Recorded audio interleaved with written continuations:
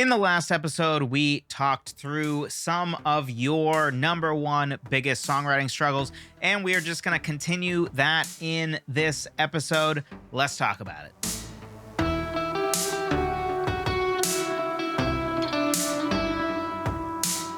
Hello, friend. Welcome to another episode of the Songwriter Theory Podcast, another special episode where we're taking the time to go through different answers people gave when I asked the question, what is your biggest pain point or songwriting struggle? Wanted to go through all of them with all the answers that we got from that survey.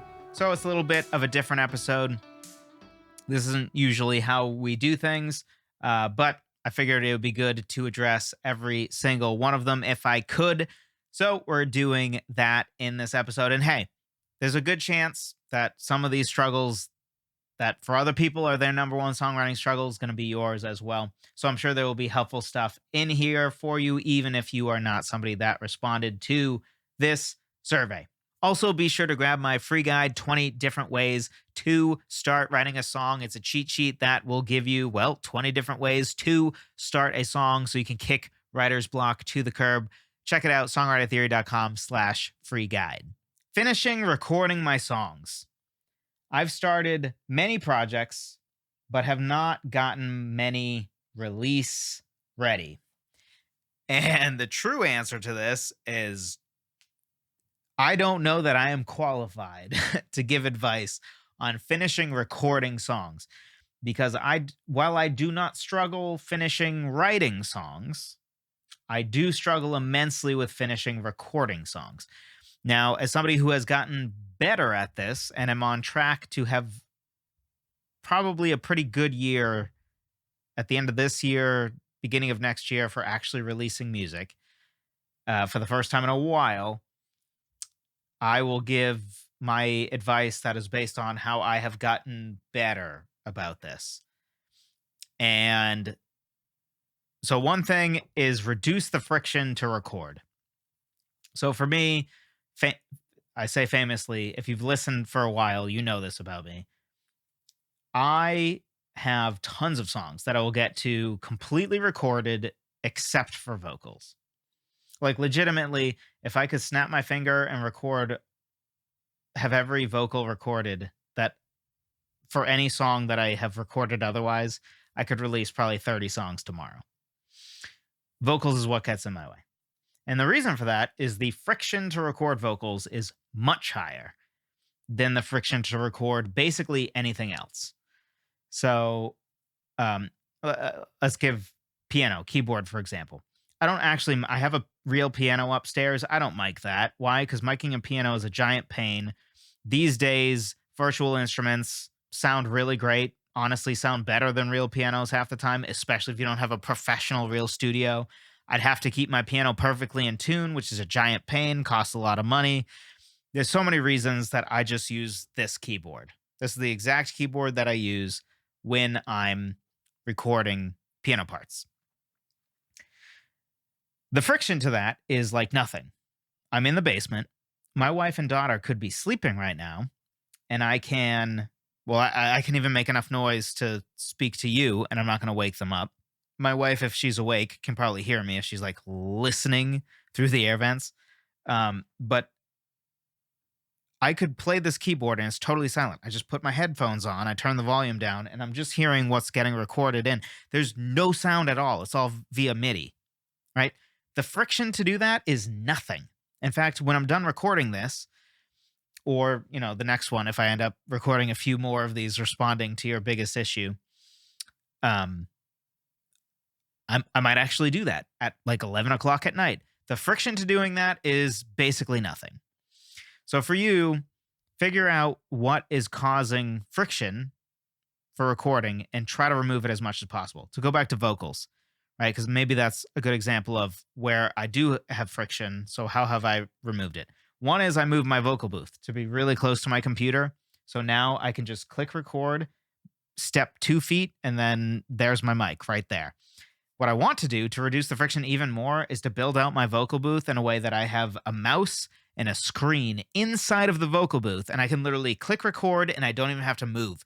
The microphone is right here, my computer monitor and mouse is right here. I can just click record, sing a take. If I know I screwed up the take, I can immediately pause and I'm not moving at all, right? That reduces the friction. Other things that reduce the friction is like what we've been doing recently is my wife takes my daughter to go visit my in-laws during the Ohio State Buckeyes game because I am a diehard Denver Broncos fan, which has made this a glorious month for me because we have won 3 straight. We finally beat the Chiefs, and it was glorious. And then we beat the Bills on the road, and it's been an amazing month to be a Broncos fan, which I know you don't care because this is a songwriting podcast, but I had to say it. So anyway, so my wife goes and watched the Ohio State Buckeye game, and that's my time to get vocals recorded. So arranging something with family members, if you feel weird about recording vocals at home, right? Maybe you do a lot of rock music where you're kind of screaming and you're singing real loud. It's just awkward to do with other people in the house. If you feel that way, I feel that way, so I feel you. You know, finding a way to, coordinate with family members a way to get some time each week, just even if it's 2 hours a week, to get some vocal recording done. So just figure out how to reduce the friction. Like, why is it you aren't finishing recording your songs? Is it the vocals? What is it about recording vocals that you don't finish? Right? For me, it's a combination of it's mostly and maybe there's something I just need to get over myself, but I just feel really weird about like belting vocals in my basement and disturbing the rest of my house that's here. I just feel weird about it. And maybe it's something I just need to get over myself. But I feel weird about it. I feel like I can't perform at my best when it just doesn't feel right to me. So I get around that by being intentional about whenever my wife and child are not around, I take that time to record vocals. That has been very helpful for me to get way more vocal recording done in the past 3 months or so than I had gotten done in the past like 3 years, probably. So figure out what's the friction point and remove that as much as possible or reduce it. Even if it's something as silly as having, if you have a recording setup that you have to tear down every time, that's friction, right? That's going to make it so that you just don't want to do it. Actually, and then I'll get off this point, just as something I'm passionate about because I try to address this for all the things that I do. I do this for Songwriter Theory. In fact, I'm reworking my studio. You can't see the rework because almost all of it's back there, where I'm changing it again to reduce the friction. I'm trying to reduce the friction to 0 for hitting record and making a video. I hate even just having my camera not already mounted where it needs to be is just enough friction sometimes where I just don't feel like doing it. And then if my mic is out of position, I have to reset up my mic. I have to move my keyboard. I have the desk in the wrong spot. The more little things I have to do before hitting record, the more I'm just not going to do it. But if my lights are always in the right place, which I've had it that way for a while, and my backdrop is just right there, I can just put it down, super simple, easy. And, I'm going to mount my camera stands for my standing up videos and for my sitting down videos on the wall. So they never move. They're far away. I don't have to have all these stands everywhere that drive me crazy and get moved.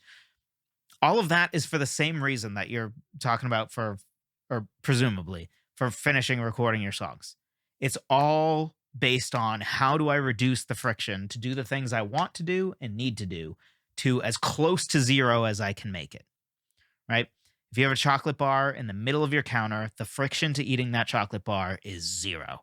If you have the chocolate bar in a safe that automatically only allows you to get into it once a week, or if it's just hidden away, the friction is now huge to get that chocolate bar. Reduce the friction to the things you want to do as close to 0 as possible. That was a very long answer. So hopefully that was helpful. Hi, Joseph. Thanks for your podcasts and videos. They're really high quality. Thank you, sir. I had to look at the name before I said sir. I want to make sure. Statistically, it's probably a sir because like 90% of the audience is male, but Didn't want to get caught making assumptions. They are really high quality. I listened to a few podcasts before finding yours, and without doubt, you have the most practical and realistic approach. Well, thank you. I hope that's at least close to true. I have so many song ideas and have no problem writing lyrics. Main issue is how to make the song sound, how to make a groove, and write a compelling melody. I'm inexperienced, so I tend to make a chord change every bar. I play acoustic guitar, and just sing something that sounds like it fits the chord sequence. Nothing wrong with the chord changing every bar, by the way, but it is. You don't want to only do that. It's limiting. It's a clunky, awkward process at best and doesn't result in particularly memorable songs. Although I have played live at a few local songwriter showcase events and have had some decent audience response and kind comments afterwards, just looking to work towards a better outcome in my future writing. Okay. I have so many. So the main part there, I think, is I have so many song ideas and have no problem writing lyrics. That's great. That puts you ahead of most people, I think. Main issue is how to make the song sound, how to make a groove and write a compelling melody. I'm inexperienced, so I tend to make a chord change every bar and just sing something that sounds like it fits the chord sequence. All right. So I think the key to this one is try starting with something other than a guitar chord progression. Or instead of thinking of your guitar chord progression as a chord progression, try to make it into a hook. So try to make your chord progression catchy. Instead of defaulting to that one measure each, find a way to make your chord progression something that also doubles as a hook, where the rhythm of it is somewhat interesting. The way you're strumming it is something that has a groove and is compelling. I personally think the easiest way to accomplish something like this is getting away from starting with a chord progression. I then think once you get good at coming up with a song engine, like a piano riff or a melody or a bass line or a guitar hook, once you get decent at writing that, then going back to chord progressions, I think you can hookify chord progressions, and it's easier to go back to starting with chord progressions again. But I think at first, when you start songwriting, it's just a really difficult headspace to get out of if you're sort of in that like one measure chord thing. I think the easiest way to get out is just forcing yourself to start with something other than a chord progression. For the compelling melody part, that's such a huge topic. That's such a such a huge topic. Trying to think if there's something I can offer there. So one thing, and I know I talk about this a lot, but it's huge for me. Don't take for granted what you write your melody with. So even if it's something like record your guitar chord progression and then go to a keyboard or use the guitar again to write a melody, something other than don't take for granted that you write the melody with your voice, but also don't overthink your melody. Because I think sometimes a melody can be something that, like, what is a compelling melody it just depends, right? Sometimes simple melodies are the best, and sometimes not simple melodies are the best. It's that whole simple versus complex thing. Anybody who says simple is good is lying. Anybody who says complex is good is lying. It's not true. It depends on what fits. So for writing a compelling melody, the thing I would advise you to do is do what I sometimes call the a cappella test, which is sing your melody a cappella. Don't play the guitar with it. Don't have anything else. And if you like almost get goosebumps from singing your own song, then certainly you're probably on the right track with your melody being great. But most of the time, it's not going to go that far, right? But when you sing the melody, and then if you take it even farther, I think I call this the theme test, where you literally just hum the melody and you don't even sing the lyrics. What you're doing is you're removing the crutch of the chord progression or, the bass line or whatever music, and you're removing the crutch of the lyrics. And you're saying, does this melody hold up by itself? It's the exact same idea as the frame test to talk about for lyrics. The idea is, if you imagine, or if you literally put your lyrics in a frame and put it on the wall, does it hold up as poetry? The point is, no longer can your melody or your chord progression hide the fact, obscure the fact that your lyrics are actually not very good. Because absolutely, music can be a crutch where people don't even notice how terrible the lyrics are. That happens all the time. I mean, like 95% of pop music these days is the epitome of that. The lyrics are terrible. Most of them are embarrassing. They're just awful. A lot of times. Not everything. A lot. A ton. Most people don't even notice. They're too busy thinking, oh, what a sick bass line. And oh, Dua Lipa's a great singer. And look, I like Dua Lipa, right? I'm not hating on Dua Lipa. She's one of my guilty pleasures, as they call them. But like sometimes even though I enjoy the song, I'm like, that lyric is embarrassingly bad. And she didn't even write it, right? It's somebody else. But some of those lyrics are just meaningless, nothing, just not good. And nobody notices. So try to find a way to isolate your melody and then test it. Best way to isolate your melody is remove the lyrics. So hum it or ah or oh it, and then don't play music with it. If the melody holds up, you're good. If the melody doesn't hold up, then maybe it's time to reconsider rewriting it. So that doesn't tell you how to write a compelling melody because it's way too big of a question. There's no way to answer that question, right? There is no one way. But it should help you diagnose whether you have a compelling melody or not so that you can be at peace with the melody you have and just move on. Or alternatively, you can be like, I think there's something for me to workshop here. Something doesn't feel right. This one's numbered. I'm not good with metaphors. I read that some people, in parentheses, poets, are just born with talent. 2, I don't enter contests because I'm not interested in the prizes. The only exciting prize would be getting a song played somewhere. So I don't know what played somewhere means. If you mean the radio, realistically these days, I mean, calling in and having people request a song that isn't, having the record company basically force the radio stations to play the same crap, and it probably isn't going to happen if you're thinking radio. Local, then open mics, right? You playing live. And then the best bet is probably getting on Spotify playlists to address the second part. I don't know if the second part was meant to be a question that I actually addressed, but for the first one, I read that some people, poets, are just born with talent. I will spare you all the hour-long rant I could go on about this. Me and Chad already did that in our live stream, the first live stream we did together, I believe. But talent is one of those words that is so vastly misused. I think we would all be better off if we just didn't use it at all.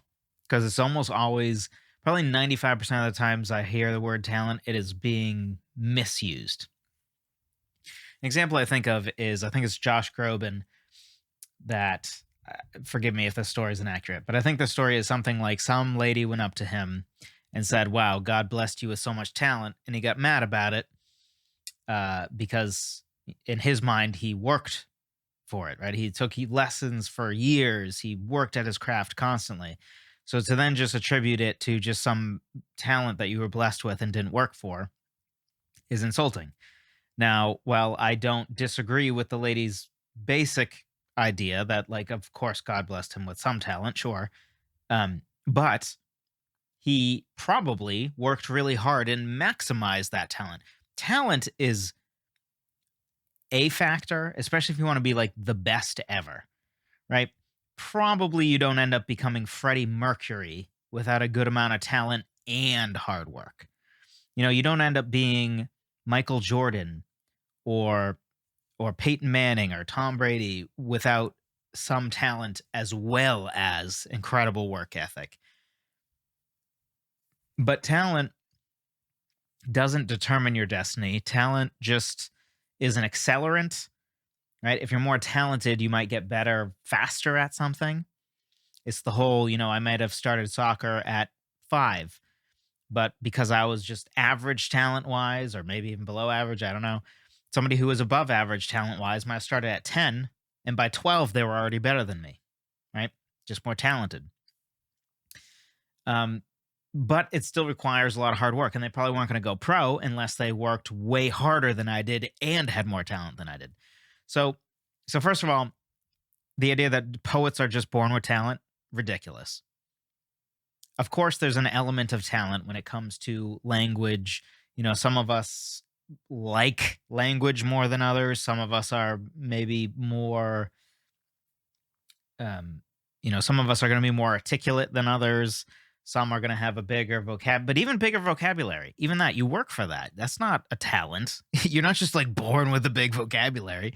We all started with the same vocabulary. Nothing, right? My daughter is about to be 8 months old. And her vocabulary is 0 to 1 words. She does say dad, dad, dad, dad, dad all the time, and it's a little unclear to us. My wife is convinced that she knows what she's saying, which is me. I'm not entirely convinced. Just because I don't know. I always thought the first word would be a momentous thing, and it kind of ruins it for me if it's like, well, I guess her first word was kind of like a month and a half ago when she. Anyway, it's a whole thing. But I love that it is absolutely inevitable, if not happened already, that dad was her first. It's just because she's my little. Anyway, I love my daughter greatly. I will leave it at that. But anyway, my point is, we all started with the same vocabulary, including my daughter. 0, nothing. So most of poetry is going to be you work for it, you learn it, you work at it, you do it. The more you do it, the better you become at it. I would say don't even worry about how talented you are. It's not even worth the thought, because your talent is your talent. You can't help that. That's solidified. If you happen to learn more quickly than somebody else or more slowly than somebody else isn't relevant. The best way for you to get better is to work at it. And probably if you work at it 30 minutes a day and somebody else works at it once a month for 20 minutes, you're going to be better than that person. Even if today you're not better than that person, you will be. And not that it should be a comparative thing, but don't buy some people are just born with talent. Again, I could rant for hours about this. I think I'm going to cut it off there. But the real answer is don't worry about it, and it's not true. Yes, talent is a factor, but talent doesn't determine your destiny. It just can be an accelerant, or it can, maybe inhibit you a little bit. It can be a downer. If you have no musical talent at all, it's going to be really hard to learn an instrument. That doesn't mean you can't. It's just going to be really hard, right? If you have no talent with words and you don't even really like words, then yeah, it's going to be harder, but like it still is work. So, maybe you'll have to work harder than the next person. Who cares? Outwork the next person. Earn it anyway. You can do it. So don't worry about the talent. Just go out, get it, and also don't use talent as an excuse, because that's kind of the other side. Some people weaponize talent as like I'm just more talented than you, which is gross, by the way. Just gross that anybody does that. Anybody who does that, don't just unless they're a really close friend or something. That's not a person you want in your life. Somebody who weaponizes talent as I'm just more talented than you are. It's also a weird brag, just because so you're saying you didn't earn the fact that it's just a weird thing. But also don't use it as an excuse on the other side, right? I'm just not a good lyricist because I'm not talented. Don't use it as an excuse either, because that's also an excuse. Next one. Does the lyrics tell the story that I want to get across that can be followed throughout the entire song? Is it impactful, and does it touch the heart? Man, you guys do not give me easy ones. So man, it's hard to break that down into just a one thing. I mean, one thing that will help with this is outlining your story and outlining your song, or mapping your song, as some people say, before you write it. That's one thing, right? make sure that you can say, okay, my chorus's theme is life is beautiful, right? That's the theme of my song. And then I have three verses. The first verse talks about how life is beautiful, and it uses the story of, you know, somebody getting pregnant after struggling to get pregnant, right? Life is beautiful, right? You finally conceived, you now have this beautiful life in your hands or in your uh in your uterus. And so life is beautiful. And then maybe the second verse is, the your baby's first time, I don't know, seeing uh a dog, and she just like looks at the dog in wonder, or I don't know, the sky, or something that when you have a newborn, right? You get to see them experience so many things for the first time. Whatever it is that fills their eyes with wonder. Life is beautiful, right? Return to the theme. Third verse can be, the day that your daughter gets married, and thank God she's marrying the a great guy who's going to respect her and is going to be good to her and take care of her, and I can know as a dad that she's going to be okay being married, or she's going to be great and thrive being married to him. um Man, I'm going to make myself sad talking about this. My daughter's not even 8 months old, but anyway. So life is beautiful, right? So you have the theme, and then you can map out in like a more or less a single sentence, conception of child seeing thing that causes wonder is second verse, and then third verse is child married. That's maybe a weird three things to pick because there's a small time gap jump in the first one and a huge one in the second one. I'm not actually advising this off the top of my head, right? So that's maybe not the best three to pick, but the idea is that having an outline, understanding like, here's my central theme, here's my three pieces of supporting evidence, one in the verse one in verse two, and one in the bridge, or whatever. That's one thing that will help. And is it impactful, and does it touch the heart? Is I don't know. You have to determine that for yourself. You can talk to other people. And then I think I just mentioned this, but the frame test, right? You strip away all of the crutches and only your lyrics remain. If you just read your lyrics just as poetry, does it still hold up? If it does, then the answer is that it probably is impactful and touches the heart, right? If it still holds up. So that's probably the best answer I can give you without, specifically diving into a song. When I am writing lyrics, I usually come up with a couple of verses that may or may not be useful. But for the love of songwriting, I can't write a chorus. The dang theme of the song. When I'm writing lyrics, I usually come up with a couple of verses that may or may not be useful. But for the love of songwriting, I can't write a chorus. So that's really quite an interesting one, actually. I feel like the answer is you may be overthinking it, because there's so many ways to get to a chorus, right? And in this case, it might be that the fact that you've written verses first is actually making the chorus harder, because once you have verses, the chorus needs to connect to all the verses. So to write like if you write three verses, then you have to look at each of the three verses and figure out what do they all share in common to be able to figure out what the chorus is about. Which, if it's obvious and clear, is fine. But in this case, where you say a couple of verses that may or may not be useful, which indicates to me that they probably aren't thematically, tight. They're not, because you say they may or may not be useful. So maybe, one is a verse for a totally different song because it doesn't really fit with the other verse. That sounds like that's your issue. So I would say probably start with the chorus.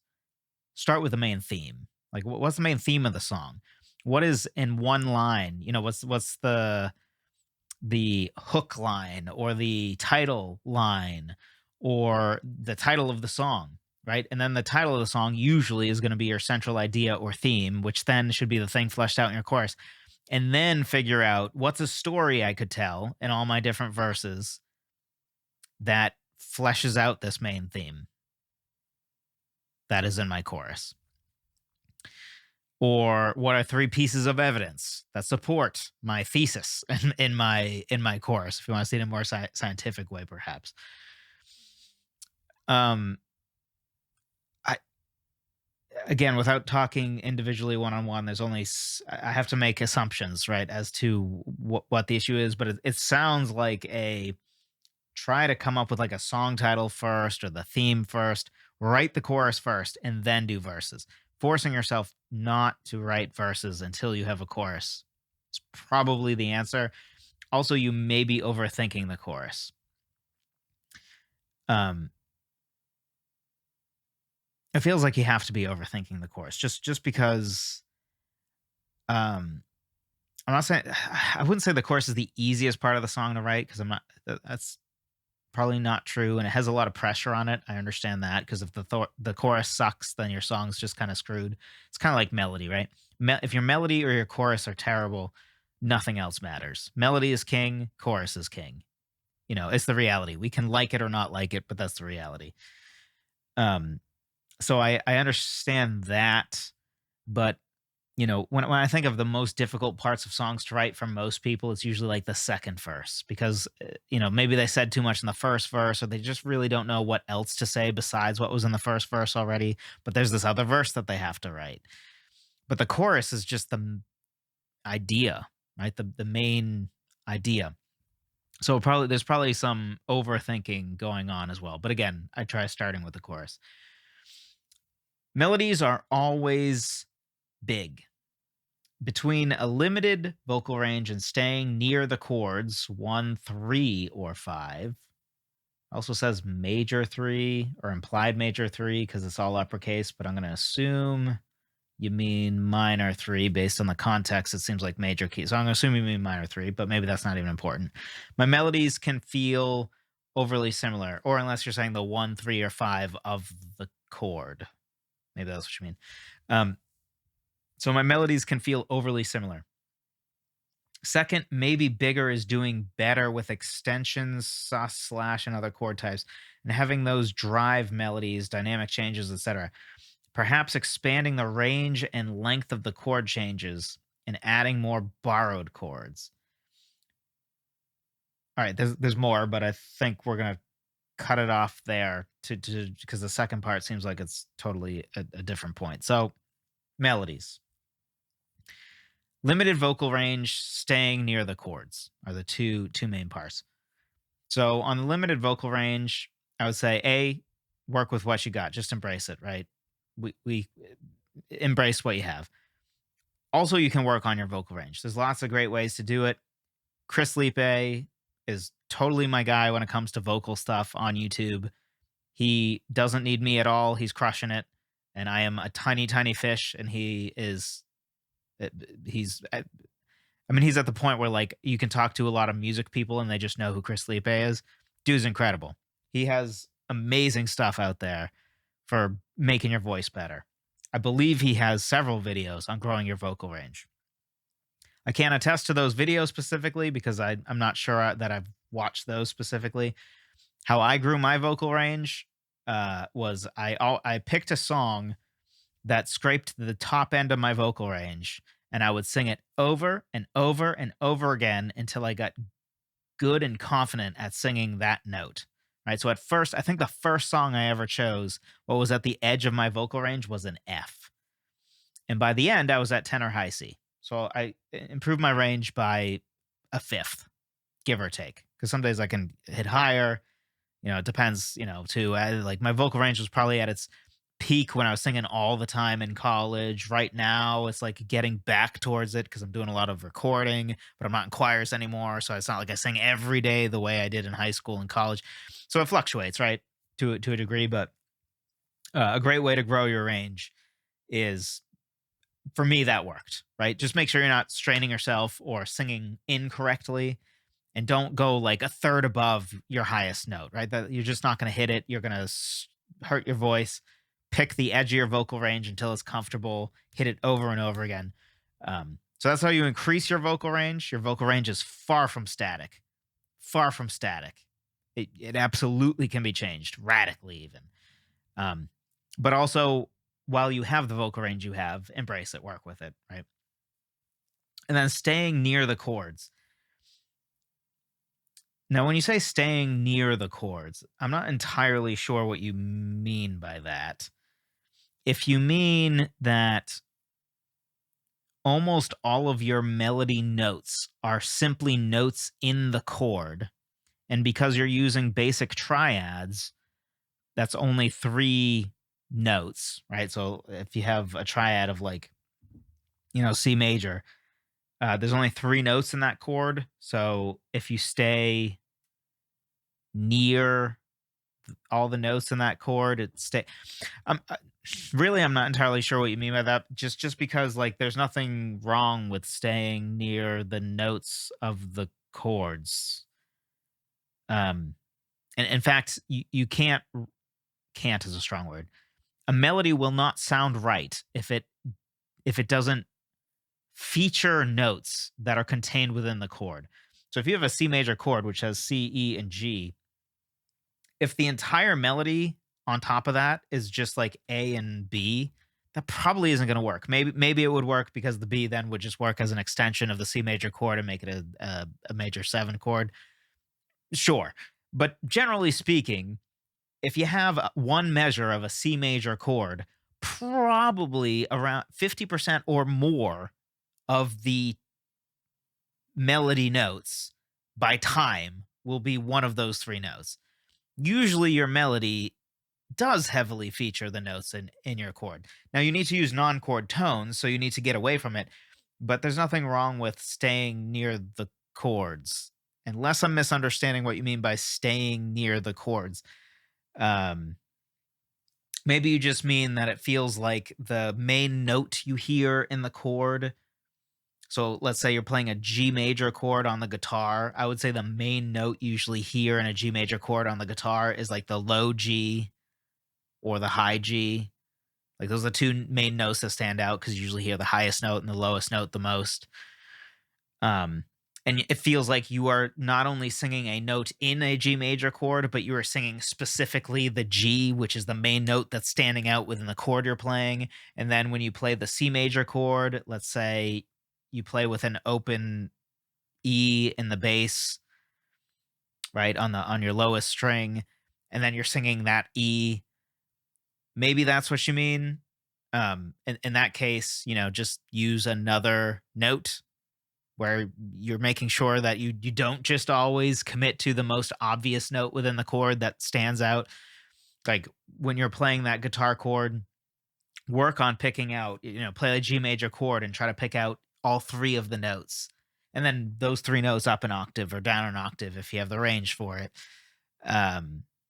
But practice like picking out more than just the featured note of a chord. And by featured note, I mean whatever note you immediately hear, which is probably going to be the lowest note of the chord or the highest note of the chord. Perhaps that's what you mean. In which case, I would handle it like that. I don't think your solve is getting crazy with extensions, sus chords, slash chords, and other chord types. Although I think that always is helpful. I'm a huge fan of slash chords, sus chords, and add chords. I'm a huge fan of all of those. Slash chords are super simple too, and great. So those aren't bad, but I don't think that's your problem. So don't do that as a solution to your problem because it's probably not going to solve your problem. Do that because it will help your chord progressions become more interesting. Third is rhythm work, mostly drums, percussion, and DAW to add variance. Right now, I over rely on smart drummer options, slight changes, adds in different song parts, a little bit of adding effects. And finally, final mix, mastering, EQ, etc. Though I expect this isn't the point of your content and I should get it elsewhere. Thanks for the stuff you do focus on. All right. So first for rhythm work. Rhythm work is the thing I am by far most ignorant at when it comes to music. So if you ever hear a song I do, in the upcoming EP, the drums is the only thing I outsourced. Actually, the drums and the mixing and mastering will be the only things I outsource. I record everything myself. I do all the guitars, I do all the pianos, I do all the synth stuff, I arrange the strings, I all of that, right? And the strings are VSTs, right? So I'm technically playing it with like this keyboard or something. But the only thing I outsource instrumentally is the drums. So I don't program my own drum parts. So I really know basically nothing about that. It's just something that I just would rather get a drummer in here for, 2 hours, blow through the EP, get some good stuff down. Maybe I'll edit the drums a little bit if I hear something based off of their idea, but I don't come up with drum parts on my own. It's just not something I've ever found the time or desire to learn. Like I do kind of want to learn it, but it takes more time than it's worth. And I kind of have the same attitude towards mixing. I did learn some mixing from Recording Revolution, which I recommend. My friend Reagan Ram has some great stuff for mixing and mastering at Orpheus Audio Academy, so check him out as well. So there's great content out there, other people who talk more about the mixing and mastering side. But ultimately, you may find what I found, which is for me, I think learning to record in high quality at home is not hard and ultimately is helpful, right? It allows me to record in my own time. I can record at midnight. I don't have to book a recording studio, which is super expensive. So that I learned to do myself because it makes sense, saves a lot of money, saves a lot of time, allows me to be more creative, allows me to work whenever, all kinds of crazy hours. But your song and album, EP, whatever, only needs to be mixed once. And a good mixing engineer, by the way, can probably mix your whole album or EP in 2 to 4 hours and then master it in another half hour. This stuff does not take long. So what I'm saying is you don't have to do this. But for me, I think it's worth it because somebody who's really good at mixing and mastering probably would cost me like $2,000 tops, maybe $3,000 to professionally mix and master an EP. To me, that's worth it because I don't have to worry about doing it. It finally puts it in somebody else's creative hands. The amount of time it would take me to become really good at mixing. I've even taken like mixing classes and stuff in college. It's not an easy thing to learn. I don't think it's. Let me correct myself. It's easy to get to serviceable. It's not easy to get to professional. So to me, it's the epitome of easy to learn, hard to master. So for me personally, I think it's just worth it to drop the money to have somebody else do it. If you're not in a position where you feel the same way, going to something like Recording Revolution or again, my buddy Reagan at Orpheus Audio Academy are great options to at least learn to be serviceable so you can release a demo that sounds pretty good. And, if you really want to dedicate yourself, you can get really good at it. I'm not saying it's super difficult. I just find personally that for me, it's not worth the time, the immense amount of time. I'd rather pay a professional because I don't think they're that expensive, considering how good they can make it sound. All right, finishing. I have a million ideas. Freaking good ones, too. Yes, I'm editing some of the wording that some of you choose to use.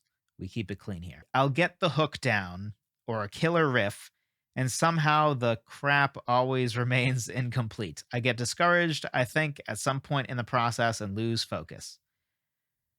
All right. So 100% hear that frustration. And first of all, I find I have a million ideas, freaking good ones too. I have so many. I would love to meet the person that said this just because it's such intriguing wording. I can't tell if it comes from frustration that you feel like you can't make good on the ideas or if you're overvaluing ideas because I feel like ideas are overrated, right? Everybody has ideas. Probably everybody thought of the idea of Amazon. And everybody's like, oh, see, it could have been me. Like, it couldn't have been you, though. Because, like, an idea, everybody has ideas. We all have brilliant ideas. The value is making good on the idea, not the idea itself. Which is not to say that good ideas don't have value or good ideas don't exist. Just, I think sometimes we get a little too enamored with ideas. So I would caution against that. I don't know if that's what's happening here, but you know, in general, try to, for all of us, we shouldn't get too excited and obsessed with ideas. It also is a great recipe to get disappointed in the final product because we think, oh, it's such a brilliant idea. And that puts all this unnecessary pressure on the final product where we're like spending years and years workshopping this one song because we're so convinced it's a great idea.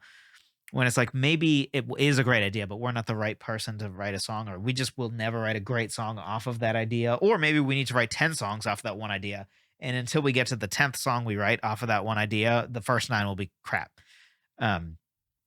So anyway, don't overvalue ideas, but get the hook down or a killer riff, and somehow stuff always remains incomplete. And then get discouraged, which is totally natural. One thing I would tell you to do is try doing some what I call song sprints. Song sprints is if you give yourself a time box. Time box, if you don't know, is just I only am giving myself this amount of time. I'm like setting a timer, and I have to complete something within this amount of time. I'd recommend an hour. Maybe if you need 2 hours, that's fine. But literally say to yourself, I'm going to write a song start to finish. You can use an idea that you've already come up with, right? Because it's going to be even more difficult if you have to also come up with the idea in the moment. So you can use some ideas from your idea documents or some of your recordings of musical ideas you have. But from there, force yourself to start and finish a song in an hour. It's a great exercise to get out of your own head. And there's something about it too, where because you wrote the whole song in an hour, worst case scenario, you made something that's total crap and it was an hour of your life, which is nothing in terms of songwriting, right? An hour is nothing. If you write an hour every single day for songwriting and that's it, in 30 days, you would have 30 different songs. If all of them sucked, who cares? 1 month and you got really nothing to show for it. That's not really that big of a deal. Some people don't even songwrite at all for a month or for several months, right? You made 30 songs. Maybe they all suck. Maybe, 2 of them can be edited into something good. But so I find that it sort of relieves the pressure a little bit, helps us get out of our own heads, which sounds like it might be a part of the problem here. That and like a little too much pressure caused by the pressure of thinking the idea is super brilliant, I think is another trap we can get ourselves into. Because a great idea does not make a great song. And a great song doesn't mean that the idea was great either. You can make a great song out of a pretty benign idea. So I guess my advice is really just try writing fast. And that might help get you out of the rut. And then don't put too much pressure on the idea. Don't overthink it. Or just go. Right? Just write. Don't overthink it, just write. All right. I think this one got really long too. And we have way more to go. So hopefully you all enjoy these very hopefully detailed breakdowns of what some of you said. And if you don't worry. Again, we're getting back to the regular podcast after this. If you haven't already, be sure to grab my free guide, songwritertheory.com/free guide, 20 different ways to start writing a song. Thanks so much for listening and or watching, and I will talk to you in the next one.